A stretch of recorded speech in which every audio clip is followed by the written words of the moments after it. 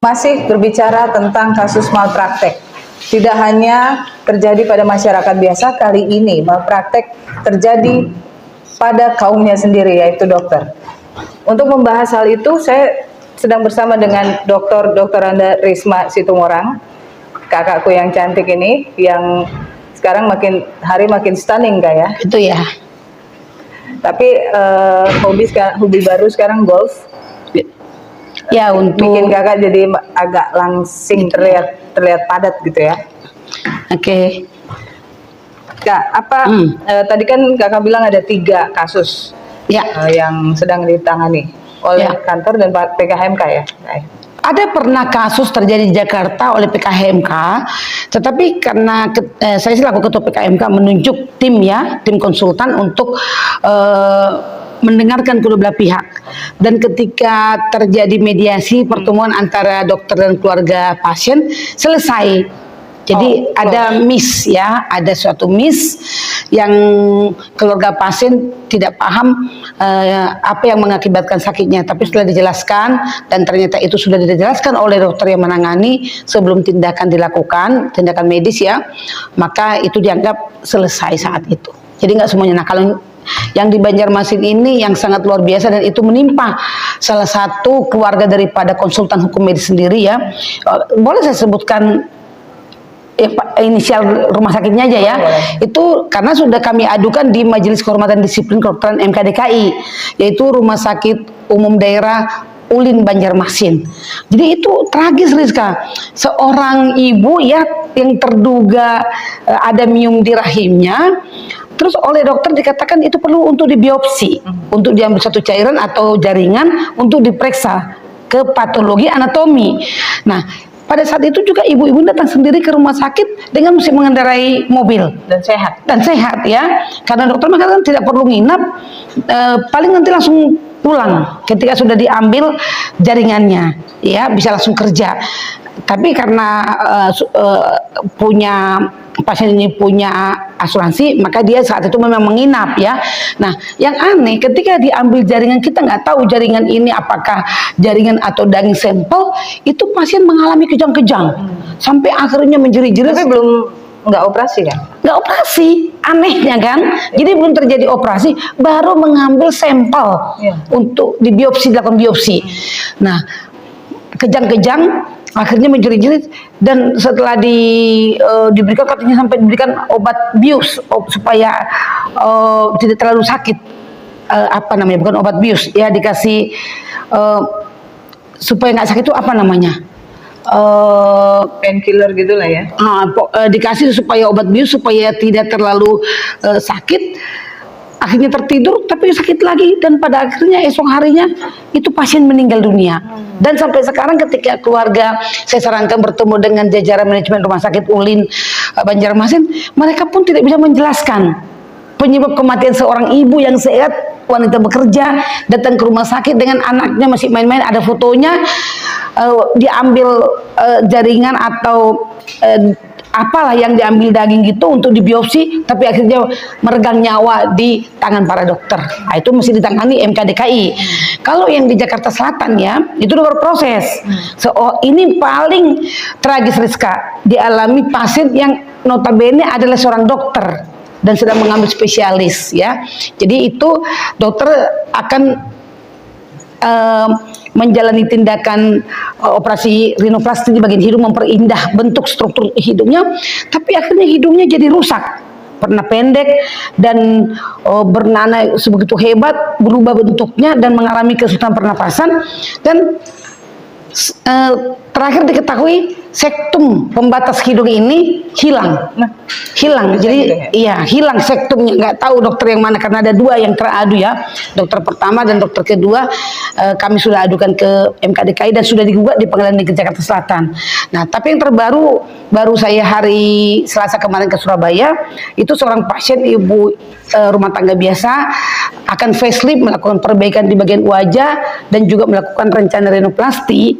Nah, ini yang yang paling luar biasa lagi ini juga, harganya 230 juta, paket tidak dirinci untuk apa-apa saja, tapi pada akhirnya mengalami luka yang hebat dan telinganya ada di sekitar sini bolong dan berubah bentuknya. Nah itu sekarang sedang lagi kita tangani. Nah seperti itu, ada 3 kasus sekarang. Ada 3 kasus. Nah, kalau yang Jakarta Selatan sudah putus ya Kak? Nah, Jakarta Selatan ini sudah diputus. Nah, anehnya, nih buat para tenaga medis dan kesehatan perlu kami sampaikan ya, selaku konsultan hukum medis saya menyampaikan bahwa sanksi yang bisa mengenai daripada seorang dokter tenaga medis, bisa sanksi etik yaitu berupa dari organisasi, bisa sanksi disiplin, tapi bisa sanksi hukum. Nah, sanksi hukum ini berupa apa, Deska? Ini adalah merupakan hukuman. Nah, seperti di sini. Boleh nanti dicek di website Pengadilan Negeri Jakarta Selatan ya, perkara 469 PDTG 2023 PN Jakarta Selatan ya, diputus pada tanggal 15 Mei 2024. Nah, baru dong ya? Baru. Ini dokter 1, dokter 2, klinik, pemilik klinik dihukum secara tanggung renteng untuk memberikan ganti rugi kepada pasien korban malapraktek ya, sebesar totalnya itu sebesar 1 miliar 820 juta rupiah dengan rincian sebagai berikut ya. Nih jadi ada buktinya nih. Ini sudah dipublish di website, jadi boleh. Namanya mungkin saya rahasiakan ya, boleh cek sendiri di website lah. Kan kita sekarang kan pengadilan juga udah terbuka. Belum tereksekusi karena mereka masih upaya banding. Iya, saya mendapat informasi terhadap putusan pengadilan negeri ini, para dokter dan juga klinik melakukan upaya hukum banding. Jadi belum dapat dilaksanakan eksekusinya, belum inkrah lah. Belum inkrah. Iya. Terus apa yang akan Kakak lakukan untuk ketiga pasien yang sekarang kita bilang nasibnya ada di tangan Kakak? Ya tentu kalau saya selaku advokat ya, tentu selaku advokat di sini akan terus memperjuangkan hak daripada pasien ya, baik yang mengalami meninggal dunia korban malapraktek di RSUD Ulin Banjarmasin maupun korban yang hidungnya rusak di PN Jakarta Selatan bertempat tinggal di Jakarta seorang dokter, maupun korban yang baru ini adalah seorang masyarakat biasa, ibu-ibu di Surabaya. Tentu saya akan berjuang untuk memperjuangkan ganti rugi untuk mereka. Nah, Tapi kalau yang meninggal tadi yang di rumah sakit Ulin nggak hanya ganti rugi kali nggak? Kan nyawa masa hanya sebatas ganti rugi. Iya, tentu nanti dari sekarang lagi diproses di Majelis Kehormatan Disiplin Kedokteran Indonesia ya, di MKDKI.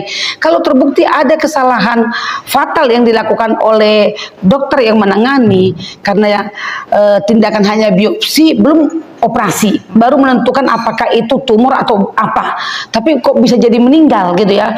Kalau ada kesalahan fatal, ada unsur tindak pidananya, tentu ya kita juga akan melakukan upaya melaporkan ke Kepolisian Republik Indonesia dan juga akan mengajukan gugatan ganti rugi. Dan ini sangat beririsan dengan pidana kayak? Oh iya, jelas. Jadi dalam buku saya seri 3 kan ada itu tanggung jawab pidana dokter yang melakukan malapraktek.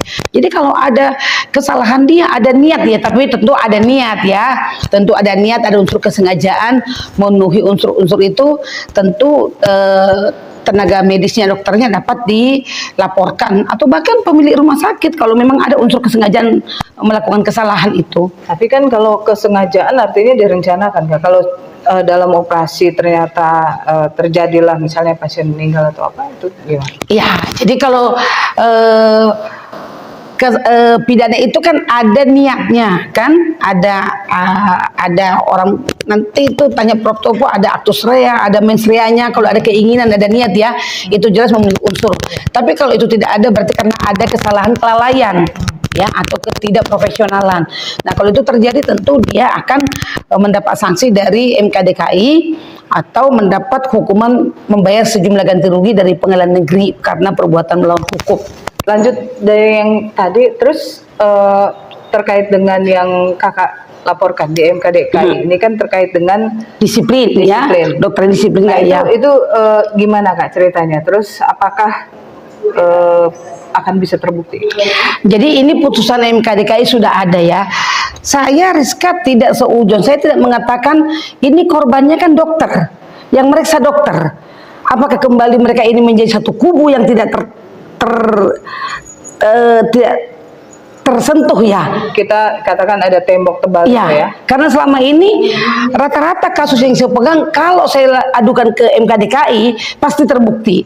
Tapi kali ini korbannya dokter, ternyata dokter yang teradu itu dikatakan tidak melakukan kesalahan disiplin. Padahal dari analisa saya jelas dokter itu melakukan kesalahan disiplin. Ini untuk Bahkan kasus yang Jaksel ya. Jaksel, bahkan pada waktu melakukan tindakan medis rinoplasti ataupun operasi rinoplasti perubahan hidung itu, salah satu dokter teradu itu STR-nya sedang mati. Nah, kalau di mata saya, kalau seorang license STR-nya sedang mati atau tidak diperpanjang atau apapun, di mata saya mengatakan bahwa itu dia saat itu tidak kompeten Untuk mengadili gitu ya. untuk melakukan tindakan. Si dokternya kan tidak memiliki lagi STR karena belum diperpanjang atau mungkin dia entah kena hukuman. Dan dokter itu pernah mengalami juga hukuman disiplin di MKDKI. Tapi dalam kasus ini ada satu dokter juga yang menurut saya terkoneksi dengan juga pejabat di MKDKI, ya, terkoneksi dengan salah satu pejabat di MKDKI, dinyatakan dua-duanya tidak terbukti melanggar disiplin. Tapi tunggu dulu, dokter tidak boleh langsung senang kalau di MKDKI tidak terbukti melanggar disiplin, di perbuatan melawan hukum dibebaskan, karena terbukti di Pengadilan Negeri dengan perbuatan melawan hukum gugatannya terbukti dan dihukum. Tapi terkait dengan MKDKI itu upaya apa lagi Kak dari Kakak untuk apakah ada tingkat banding atau memang finish sampai situ? Jadi memang kalau untuk disiplin ini kan kan kita tujuannya untuk mendisiplinkan para tenaga medis ataupun dokter ya. Jadi hukumannya pun dan berupa pencabutan STR, grounded lah, tidak diizinkan untuk berpraktek ya. Tapi sudah itu ada final and bandingnya, selesai di situ ya. Selesai di situ. Berbeda nanti dengan konsep majelis disiplin profesi yang undang-undang sekarang, tapi kan itu belum dibentuk. Itu kita bisa mengajukan PK ke menteri katanya. Nah, kalau ini selesai di situ, nah, jadi dianggap selesai. Tentu yang akan diproses nanti adalah perkara perdatanya. Kita akan fight terus di pengadilan tinggi supaya korban ini yang notabene adalah seorang dokter juga mendapat keadilan, mendapat ganti rugi. Tapi mengacu ke keputusan MKDKI itu tidak akan ada efek jerah dong Kak. Jadi dokter yang penting ada terkoneksi di MKDKI melakukan apa suka-suka dia gitu. Ya, bahaya juga nih. Saya sih seharusnya masih percaya ya dengan MKDKI, semoga bukan karena korban pengadu ini adalah seorang dokter juga dan yang diadukan dokter ya. Tapi kalau memang MKDKI berubah visi menjadi membela, membackup lagi dokter, ini sangat merugikan masyarakat tentunya. Kemana lagi orang mau mengadukan pelanggaran disiplin yang dilakukan oleh dokter-dokter? Ya tentunya ke MKDKI. Jadi kita berharap MKDKI bisa menegakkan disiplinnya ya, supaya nggak terjadi. Lah terbukti kan sekarang ada lagi kasus lagi, berarti tidak ada efek jerah seperti tadi kan ya. Ada terjadi baru di Surabaya. Ini yang mirip nanti masalah kecantikan ataupun rinoplasti dan facelift wajah. Jadi karena tidak ada efek jerah, dokter-dokter lain yang dalam spesies yang sama, kolegium yang sama bisa juga melakukan malapraktek yang sama.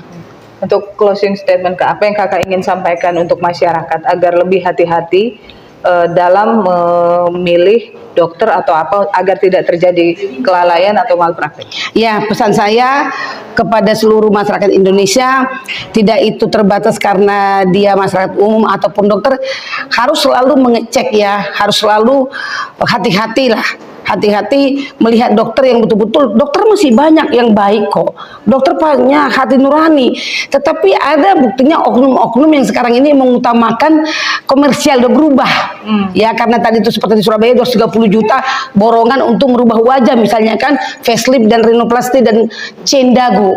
Nah itu tentu kita harus hati-hati, baik sebagai masyarakat dan tentu kepada para dokter. Para dokter saya pesankan ya agar juga melakukan secara profesional, karena dokter itu sangat banyak ranjaunya, bisa kena hukuman disiplin, hukuman etik, bahkan hukuman hukum mengganti sejumlah ganti rugi, bahkan pidana pun masih ada. Ini bukan menakuti, tapi agar melakukan profesi kedokteran itu secara terhormat dan juga secara disiplin dan mentaati semua hak dan kewajiban daripada pasien. Seperti itu. Oke, teman-teman, jadi harus lebih hati-hati dan mengecek ya kalau seandainya mau operasi hidung atau apa itu harus mengecek kredibilitas dari dokter itu dan rumah sakitnya atau kliniknya. Gitu. Dan kalau terjadi itu jangan lupa ke Jalan Antara nomor 45, silakan berkonsultasi dengan PKHMK dalam Perkumpulan Konsultan Hukum Medis dan Kesehatan. Ya, dan di sana bisa kalian mengeluh tentang hukum, bercerita hukumnya gimana Bu, apa itu lengkap di sana. Iya, sebelum menjadi kasus tentunya lebih bagus preventif, bertindak mencegah daripada mengobati, daripada menangani perkaranya. Ya, jadi apakah bisa mediasi atau bagaimana gitu Kak ya? Betul. Oke, terima kasih teman-teman. Sampai jumpa. Salam sehat.